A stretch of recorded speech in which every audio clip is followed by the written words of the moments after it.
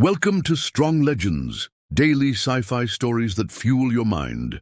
Subscribe and join the legend. The dawn on Persephone IV was blood red. Twin suns, dimmed by the planet's perpetual smog, cast an eerie glow over the industrial sprawl, turning smokestacks into black sentinels against a searing sky. Far below, in the vast basalt plaza of Ashford District, a crowd had gathered. Miners in soot-stained overalls, corporate clerks in rumpled uniforms, even a handful of imperial administrators, each drawn by a mixture of duty, curiosity, and dread. At the plaza's center loomed the gallows, 3 galling iron frames etched with the imperial crest, their rope swaying gently in the acrid wind. Bound to each was a woman of renown across human space, Lysandra Vale, the silver-tongued orator who had dared to speak of freedom in Senate halls, Dr. Mara Thorne, the biochemist whose clandestine synth virus could incapacitate imperial troops, and Senator Elena Coe, whose leadership had united dozens of dissident colonies. Their hands, manacled above their heads, were already numb with strain.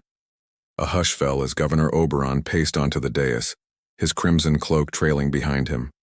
His polished boots clicked on the metal grating. The governor's expression was cold, practiced, yet beneath the veneer, a flicker of unease betrayed his conscience. He spoke into the public vox. By decree of His Excellency the Supreme Chancellor, these traitors have been found guilty of treason against the Galactic Empire. Let their fate serve as a warning. Defiance will not be tolerated. He raised the ceremonial sword high. At his signal, the executioner, an armored figure known only as the Carrion, stepped forward. The crowd inhaled as one. Lysandra Vale tilted her head, eyes blazing emerald. "You can hang our bodies, Governor," she called up, her voice carrying over the silence. "But the ideas we fostered will never die." A murmur rippled through the crowd. Even the miners, hardened by years of backbreaking work, felt a tremor of sympathy. Dr. Thorne laughed softly, a sound like shattering glass. "Your chains can bind our limbs, but not our minds." Senator Coe's gaze swept the spectators, and for a moment the plaza felt suspended in time. Then the Carrion's blade fell. 3 heads dropped in swift succession, spouts of dark crimson blossoming against the metal grates. The crowd recoiled, some vomited, others wept. But the 3 final gasps, each a defiant curse, echoed across the assembly. Freedom endures. Always. A single drop of blood ran down Governor Oberon's polished boot. He hesitated, then turned away. Technicians immediately sealed the platform, and within minutes the bodies were carted off for imperial disposal. Among the crowd, a young miner named Cal Redding clenched his fists so tightly that his knuckles cracked. He had come expecting spectacle, perhaps a reminder of the Empire's mercy, but instead felt rage ignite in his chest. Beside him, an elderly maintenance woman dabbed tears with a grease-stained cloth. "They were our last hope," she whispered, voice shaking. "What will become of us now?" Across the plaza, an Imperial Guard, Private Kira Salas, watched with conflicted eyes. She had volunteered for service to escape a dying colony, but this was not what she'd signed up for. The executions felt wrong. When Governor Oberon disappeared into the administrative tower, Kira slipped away from her post, her armor clanking softly. She doubted the Empire's justice, but feared the consequences of opposing it. Half an hour later, the plaza was deserted. Smoke still curled from the execution scaffold. The air tasted of ash and finality. Cal Redding lingered, staring at the spot where the gallows had stood. In his pocket, he felt the smooth edges of a hidden comm chip. He tapped it once, twice, thrice. A holographic face flickered to life. Commander Mara Vance, voice urgent. "Cal, they hanged them this morning?" "They did." His voice was tight with anger. "Then there's no time to waste. Report to Docking Bay 29 on Level 7. Bring everyone you can recruit. We fight tonight." Cal swallowed hard, the enormity of the moment weighing on him. He pictured the 3 women, brilliant, unbroken souls now gone, their blood soaking into Persephone's unforgiving stone. He thought of his family, his friends, and the countless others who suffered under the Empire's yoke. The embers of rebellion glowed within him, and he exhaled in a steady breath. "Understood," he said. "I'll be there." He pocketed the comm chip and strode toward the docking bay, each footstep echoing a promise of vengeance. As the red light of Persephone's sky deepened into twilight, the first sparks of humanity's uprising flickered to life. The Empire may have believed it had silenced 3 voices, but in hanging those women it had unleashed a war that could not be contained. Nightfall on New Haven Station brought no peace, only the hiss of coolant lines and the distant drone of freighter traffic. In Docking Bay 17, Colonel Mara Vance moved with quiet purpose among a ragtag assembly of recruits, ex-corporate Marines, hefting ion rifles, former miners in patched overalls, and renegade pilots polishing the hulls of battered gunships. Their eyes, hardened by years of marginalized living under Imperial rule, now gleamed with determination. Mara stood atop a service crate, the glow of overhead lamps casting her angular silhouette in stark relief. She addressed the crowd in a voice both calm and electric. "The women we lost on Persephone gave their lives for one truth. The Empire fears our unity more than any alien armada," she declared. "Tonight, we strike back. We are the Phoenix Brigade, born of repression, rising in defiance. Targets are threefold: disrupt Imperial supply convoys, free prisoners destined for labor camps, and cripple their communications. We hit fast, hit hard, and vanish before the enemy can rally." A murmur of assent swept through the assembled fighters.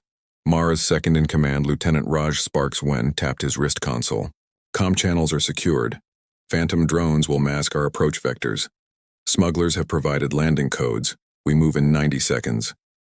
Outside the bay, the hangar doors groaned open, revealing the cityscape beyond, a knot of spires, and neon veins, the heart of human industry. The Phoenix ships, 5 modified freighters bristling with weapon pods, taxied forward. Mara boarded the lead craft. Ember Song, her gloved hand brushing over a plaque etched with the names of Lysandra, Thorne, and Co. As the engines roared to life, Mara felt a surge of purpose. The convoy slipped through the station's shadowed docks and emerged into black space. Within minutes, holographic maps blinked above the command console. 3 Imperial convoys, each laden with munitions and fuel, unwittingly strung along the same route. "Visual on Convoy Alpha," Sparks announced. "Imperial escorts, 2 frigates yield minimal." "Evasive Formation Delta," Mara ordered. "Embersong, deploy EMP mines at Waypoint Echo. Shadowhawks, lead the prisoners' extraction at Sector 9. Moments later, the first EMP mine detached, drifting like a silent star. Seconds after, the convoy's navigation arrays flared and died. Imperial frigates spun in darkness as human corvettes flitted through disrupted sensor nets, unleashing precision volleys that exploded fuel canisters in a fiery bloom. Simultaneously, in orbital holding cells, liberated prisoners surged through breached bulkheads armed with scavenged sidearms. They poured into docking shuttles piloted by freed allies. In the chaos, no alarm reached the Admiralty until the last human ship slipped away. Back at New Haven, the Phoenix fleet returned under the cover of false transponder signals. Docking Bay 17 filled with triumphant cheers and tears, some of relief, some of grief for fallen comrades. Mara descended into the crowd, her face streaked with sweat and oil. She raised a fist. "The Empire believed they'd snuffed out our spirit," she said, voice ringing. "Tonight we showed them that fire once lit cannot be extinguished. This is just the beginning. Humanity rises." And somewhere deep in the void, the echoes of that declaration reached the edges of Imperial space, kindling fear that would soon blaze into full-scale war. The low-gravity chambers of Luna's Tycho station thrummed with nervous energy. Under the ghostly glow of Earthrise through reinforced observation windows, delegates from Mars, Titan, Venus, New Eden, and 6 independent colonies filed into the vaulted summit hall.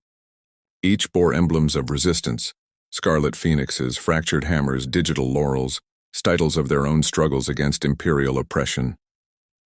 Senator Elena Coe stood at the dais, her voice calm, but resolute. We gather not as disparate colonies, but as a single human front. Our enemies have pitted us against one another for too long. Tonight we forge a covenant, the United Human Front. Applause rippled through the assembly. Mars's governor, Arjun Patel, raised a hand. Our forges will run day and night. We've perfected the railgun arrays, capable of punching through the hulls of even the heaviest dreadnoughts. From behind him, engineers unfurled holographic schematics of mile-long coil guns, their barrels glowing with magnetic energy. On Titan, Admiral Kayla Nix had assembled her pick of naval architects. Our corvette engines, retrofitted with overcharged ion conduits, can outpace any Imperial interceptor. We'll spearhead the first wave, cutting through their patrol grids. Beside her, a hologram displayed sleek, dart-like vessels streaking through asteroid fields. Venus's orbital colonies, long hubs of covert industry, revealed their trump card, bio-enhanced combat stimulators. Dr. Mara Thorne, fresh from exile, presented a prototype, a neural implant that could sustain soldiers on adrenaline and synthetic endorphins for days without food or rest. Volunteers grimaced as the device activated, their pupils dilating with heightened perception. From the rows of civilian observers, factory foremen and freight magnates pledged resources. Our assembly lines will switch to war production immediately, declared Callista Reese, controller of the New Eden shipyards. Nothing less than total mobilization will suffice. As midnight approached, the summit's climax came with the signing of the Luna Accords. A dozen styluses, each etched with a colony's crest, pressed against a crystalline tablet that glowed as the Accords encrypted themselves across human space. Dissenters were silenced by the gravity of the moment. No more half measures, no more bargaining. When the final signature, a single stroke by a representative of the Outer Rim miners, sealed the pact, a chorus of cheers and the hum of joined starship engines echoed through the station. Below on the lunar surface, hidden launch bays slid open. Outfitted transports and gunships rumbled to life, their silhouettes framed against the star-dusted void. Humanity, once scattered and submissive, now stood united, a tidal wave of defiance, gathering strength to crash against the Imperial walls. The rally of worlds was complete, and with it, the axis of war had irrevocably shifted in humanity's favor. Darkness cloaked the staging grounds at Persephone Fifter's hidden Moonforge facility, where the United Human Front's flagship assembly cluster lay nestled within a collapsed lava tube. Hundreds of corvettes and frigates, freshly armed and freshly painted in starlight gray camo, drifted in silent readiness. Overhead, the fractured surface of the moon hung like a jagged crown against the void. Colonel Mara Vance stood on the command deck of the newly christened UHF Resolute, her eyes fixed on the tactical holomap hovering before her. Beside her, Lieutenant Raj Sparks ran final diagnostics. "Fleet is green all around, Commander," he reported. "Jamming arrays are online, and the Phantom drones are in position. We go loud in 3, 2, 1. With that, every human warship in the tube powered to full pulse. They slipped through the pressure seals and into space, emerging as a ragged yet determined swarm. The mission, Operation Scorched Sky, to deliver the first decisive blow against the Empire's Alpha Centauri command hub, a heavily fortified station that coordinated patrols, supply convoys, and planetary occupations throughout the sector. The UHF fleet divided into 3 assault wings: Hammerfall, escort carriers, carrying squadrons of agile Shadowhawk fighters; Iron Tempest battle groups, frigates bristling with ion cannons and missile pods; Silent Dagger, stealth corvettes, tasked with implanting quantum jammers on the hub's power conduits. As the convoy approached the outer defense perimeter, human stealth corvettes slipped past sensor buoys under the cover of electromagnetic ghosting. Their nimble crews deployed the first quantum jammers, blackening the command hub's shield generators with cascading power surges. Alarm klaxons blared across the station. Imperial dreadnoughts and cruiser escorts scrambled to intercept, but found themselves blind and disoriented. At Mara's command, the Hammerfall Shadowhawks burst forth in coordinated strikes, darting between turret arcs to unleash missile volleys against gun batteries. Simultaneously, Iron Tempest frigates advanced in precision formations, launching EMP warheads that detonated in the hub's command rings. Lights flickered, bulkheads groaned, and the once impenetrable station shuddered.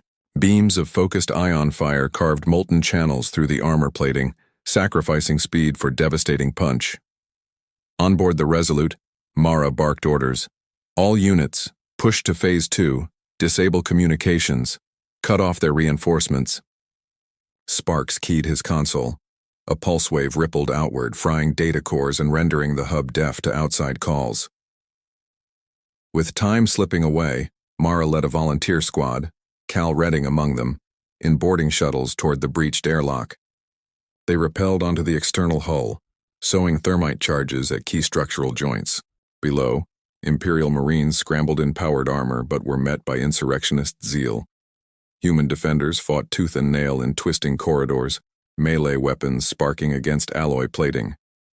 Within 90 minutes of engagement, the hub's command matrix collapsed in a series of firestorms. Holographic projections fizzled to black and the station's war peaks lost power. One by one, Imperial vessels in orbit went dark or dropped weapons. Back in the frigate bay, Mara watched as the last cruiser signaled a white flag. Her voice, hoarse but triumphant, carried over the comm. Alpha Centauri command hub is ours. May the fires we light here blaze across the galaxy. Far across human-controlled systems, transmissions of the hub's fall ignited celebrations and grim resolve. The first strike had shattered the illusion of Imperial invincibility. But as the Resolute slipped away under escort, the cost was clear. Dozens of UHF fighters lay wrecked among the stars, and hundreds of brave souls would never see home again. Humanity's war had truly begun. But for the first time, they had seized the momentum. The Phoenix had scorched the sky, and now the galaxy trembled at the promise of their righteous fury. A crimson haze tinted the void above Persephone IV as the Leviathan-class planet destroyer Acheron broke orbit. Longer than 2 football fields and bristling with superlaser turrets, her hull gleamed like a blooded blade. Across the UHF command platform, battle stations blared urgent warnings. Acheron's targeting arrays had locked on every major human colony in the system. Below, civilians streamed into storm shelters. Above, the Resolute and its escort frigates maneuvered desperately to buy time. Colonel Mara Vance watched the planet killer drift into alignment, her jaw set. "This ends tonight," she whispered, steeling herself for the deadliest mission of her life. In the shadow of Acheron's flank, Mara assembled her strike team. Cal Redding clutching a charge of hyperconcussive thermite, Lieutenant Sparks, primed with an EM scalpel rifle, and 2 veteran boarding specialists, Sergeant Liao and Corporal Reyes, whose steady hands had turned the tide in countless skirmishes. A pair of stealth pods fell from the Resolute's belly like silent vultures. As the pods latched onto Acheron's hull, Mara checked her comm link. "Remember, disrupt the reactor, trigger the cascade, then fall back in 60 seconds. No exceptions." Inside Acheron's corridors, the air was thick with ozone and the stench of recycled plasma. Imperial AI turrets tracked the intruders, unleashing torrents of tracer fire. Sparks ducked behind a bulkhead, slicing through the turret's power conduit in a flash of blue energy. Liao and Reyes covered Cal as he sprinted ahead, thermite pack glowing bright orange. Alarms echoed throughout the vessel. An ominous countdown began. At every turn, Imperial Marines in powered armor blocked their path, but human desperation lent Mara's team ruthless precision. One by one, they felled the defenders, moving ever closer to the heart of the beast. At the reactor core chamber, a hemisphere of cobalt steel girders and intertwining reactor coils pulsed with raw energy. Cal set the thermite against the main flux manifold while Sparks jammed the core's magnetic dampeners. 30 seconds to breach, Sparks barked. A blast door groaned shut behind them. With a violent wrench, Cal triggered the charge. The blast scorched the manifold and the core roared in retaliatory fury. Time dilated. Lights dimmed. Alarms reached a fever pitch. Then everything went white with superheated plasma. When the shockwave passed, only silence remained. The strike team stumbled into the dying glow of the reactor, wounded but alive. Mara keyed her comm. Mission accomplished. Exfil in 3 minutes. As they retreated through corridors buckling under overload, Acheron's superlaser arrays collapsed inward, sending seismic ripples through space. Outside, the UHF fleet watched as the planet destroyer ruptured in a cathedral bloom of flame. From the wreckage drifted a single trembling hologram, Acheron's AI core, its voice crackling. "We surrender unconditionally." Across human space, the news spread in an instant. The Empire's mightiest weapon had fallen, and with it, the morale of its fleets. Star systems once shackled by fear rose in jubilation. Yet even in victory, humanity bore fresh scars, countless. Lives lost, worlds scarred by war, and the knowledge that the galaxy would never forget the price of freedom. On the scorched plains of Persephone IV, survivors gathered beneath the blood-stained sky, forging new bonds in the crucible of conflict. As dawn's pale light pierced through ash-choked clouds, Colonel Vance looked toward the horizon. The war was over. But the true task had only just begun. To build a future worthy of the sacrifice made, and to ensure that never again would the voices of the innocent hang unanswered in the void.